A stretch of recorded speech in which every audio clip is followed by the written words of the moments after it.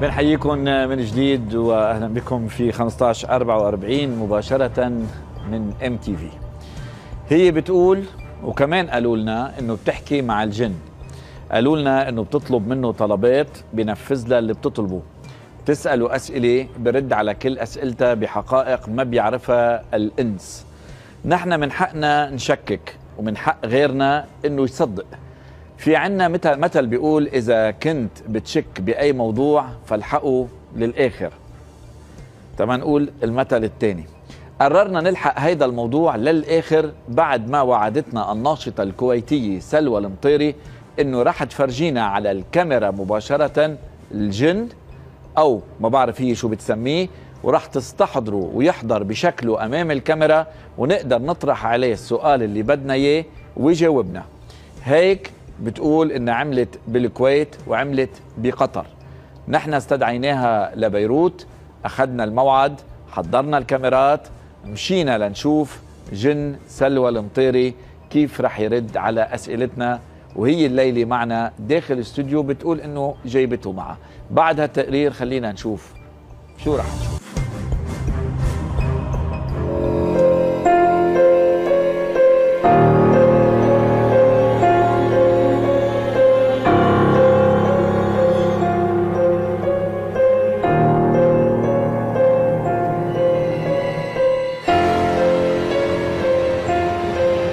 الناشطة الكويتية سلوى المطيري المثيرة للجدل يلي بعد دعوتها إلى إقرار قانون للجواري عم تدعي اليوم إنها بتسيطر على ملك من الجن، وأطلقت على هيدي الطاقة اللي بتساعدها على التحكم ببعض الأمور اسم مكرمي. يسيطر على قائد من الجن، وأنا أظن إنه ملك من الجن.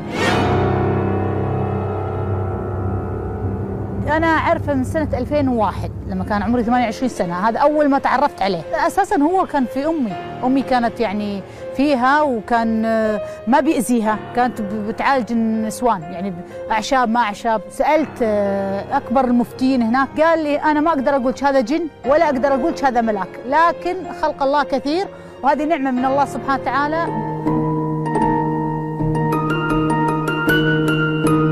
سلوى زعمت انه الجن اللي بتسيطر عليه باستطاعته انه يظهر امام البشر ويرد على اسئلتهم، واشترطت لظهوره مكان مفتوح ولبينا طلبها. بقطر حضرته وشافوه، واحد منهم قاعد يضحك، شو عمل فينا؟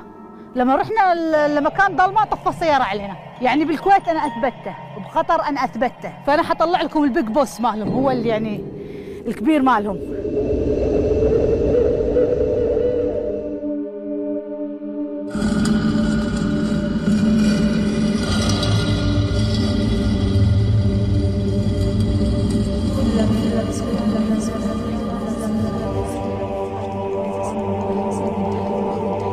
تعال محتاجتك، تعال.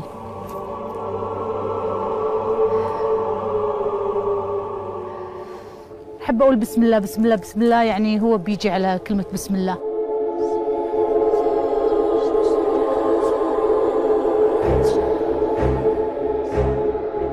تعال محتاجتك أنا، تعال تعال، جد محتاجتك. ليش ما يبي يطلع؟ ليش؟ حيطلع متأكدة حيطلع. يلا خلص نطلع. هذا دليل الجن ما يطلع الا بالليل، بس هو يطلع نهار، انا عارفه بيطلع بالنهار. يا رب ان شاء الله يحضر، يا رب يا رب. حيجي متأكدة حيجي.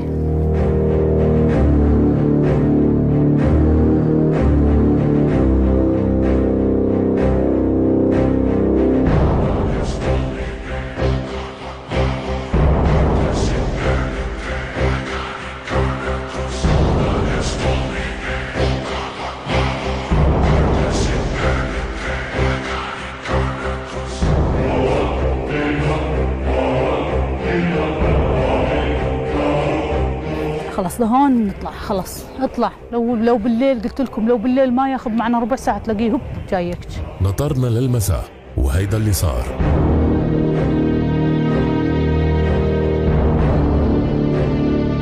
بعد الجلسه اليوم رحت نمت، قلت له شو انت ليش ما طلعت؟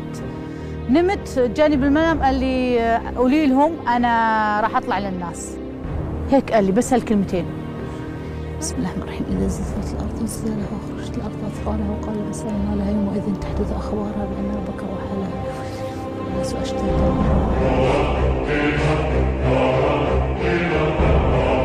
احذر، ابي اشوفك، احذر، تعال. عمرك ما طولت كذي، تعال. والله هو ما يحتاج منادى لهالدرجه وبيجي بسهوله. ناديته في كل الاسامي اللي علمني اياها بالمنام. والله مستغربه، والله العظيم مذهوله من هيك. ليش هيك صار ما ادري. يعني ممكن هو خايف، ممكن انتم عانياتكم ممكن في حدا يعني جهه ارهابيه مثلا يعني قايلون اذا ثبتت حنسحبها او نسرقها، أو يمكن هو اذا خاف علي ما يحضر.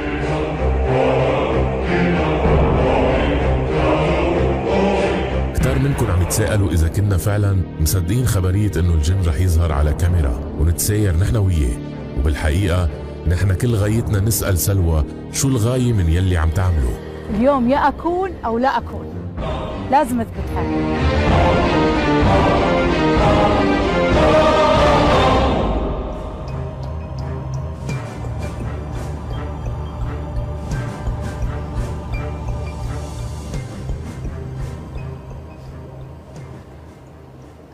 كيفك؟ وين هو؟ كيفك؟ وينه؟ أقول اللي صار امبارح؟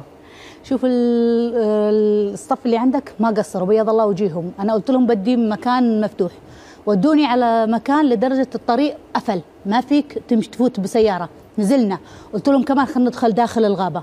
دخلنا داخل الغابة، كان هوس، حتى أنا قلت كيف بيحضر هيك. المهم قريت بعدين قالوا يلا خلينا نسوي معك لقاء. بس طلعوا الكاميرا اشتغل الصريخ، صريخ نسوان رياجين. يعني معاه انا مسجلته الفيديو، مسجلته انا حاطته بالانستغرام. قلت لهم سمعوا الصوت هذا شو؟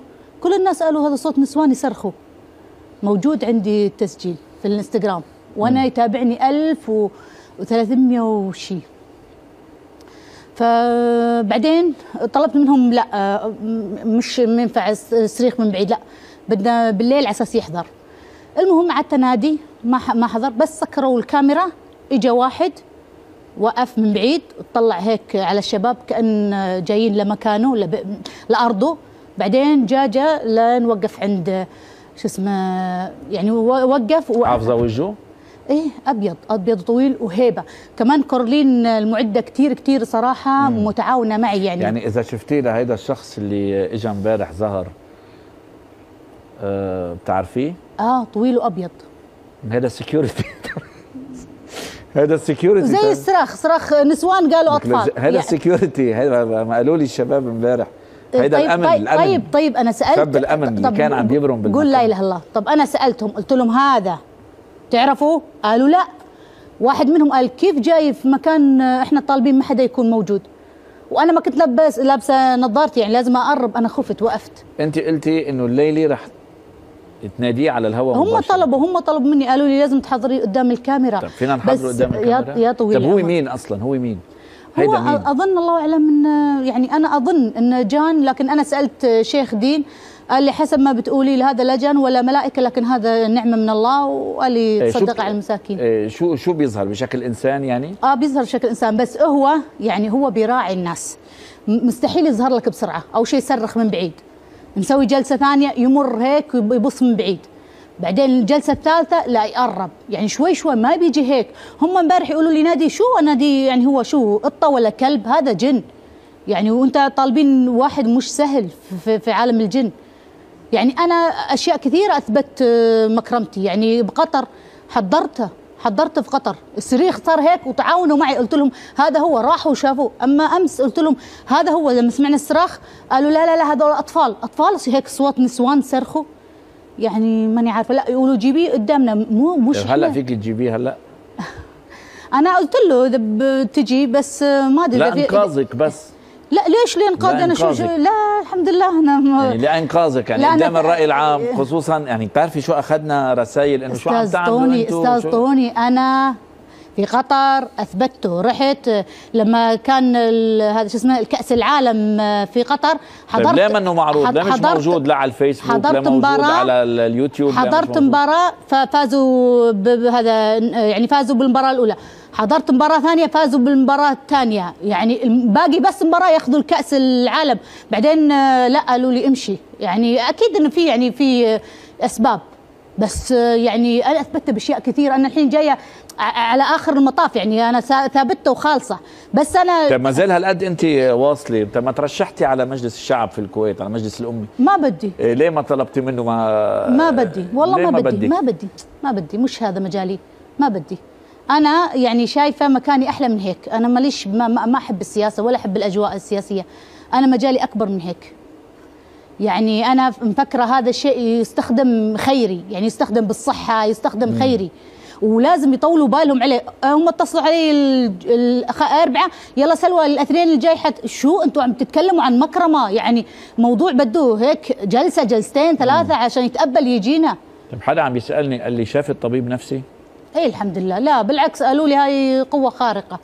شفتي طبيب نفسي؟ أيوة اذا عم بيترقى لك لا قالوا لي انه نوع من الهلوسه. لا وثاني شيء انا رحت لناس لهم مناصب بالكويت، مش ناس عاديين. ما الانسان البسيط سبحان الله تلاقي خياله وسيع، لكن الانسان اللي عنده سلطه ومتربي اساسا والد وعنده سلطه تلاقي خياله بسيط، يعني اذا شاف الغلط بيقول غلط. انا رحت لناس هيك بالدوله، قلت لهم انا بدي احضر حاجه، شوفوا شو هذا. قالوا لي صح، اثبتوا. طيب حاولي حضريها هلا يلا. اذا في خوف عليه ما حيحضر، بس انا قلت له ما في خوف، انا بنرحب فيه يعني. ان شاء الله يا رب. بنصوره وبنطلعه على الهواء ان شاء الله. والله يا ريت يحضر، يا ريت يحضر. يلا استدعيه. ما بتستدعيه وبيحضر بدون ما تستدعيه؟ ان شاء الله. انا يعني الي معاه 14 سنه بعرفه عدل والعمر كله. تسلم الله يخليك. بس استدعي لنا اياه وخديه معك، ما تتركيه هون. فيك تستدعيه؟ إذا في خوف علي ما حيحضر. ما في خوف، ما في خوف، بالعكس كلنا ناطرينه. يعني أنت عم تحكي كأنك بتحكي عن شيء، يعني هذا له يعني طقوس معينة له. يلا تفضلي.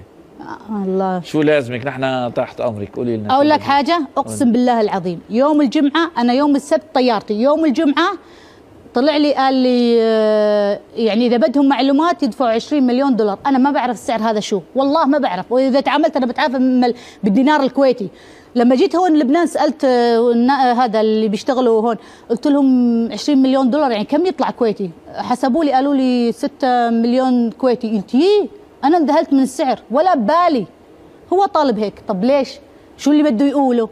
شو اللي بده يحله؟ ليش هيك حط السعر؟ وانا قلت يعني انا كلمت ناس في الحكومه، يعني الحمد لله اليوم التقيت بالسفاره الكويتيه، حدا في السفاره الكويتيه، وقلت له عن اللي صار، وقلت الفلوس اذا اعطوني اياها يجمدونها بالبنك لا يصرفونها لي، لما حضروا ويستفيدوا منه يصرفوا لي الفلوس.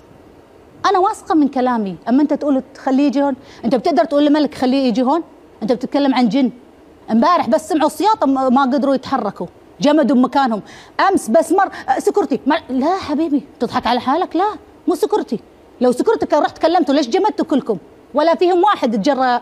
وعماد اللي قال لي اذا هذا حضري واعطيك فلوس، انا قلت لهم لانكم ما اعطيتوني عشان هيك يمكن اعصلق معه. قال لي اعطيك فلوس وش اسمه. طيب راح اعطيكي وقت هيك تفكري بالموضوع، خلينا نتوقف مع فاصل بركي بهذا الفاصل. تسلم لي. بس اذا ناطر فلوس ما رح نعطيك فلوس، لا لك ولا لإلها.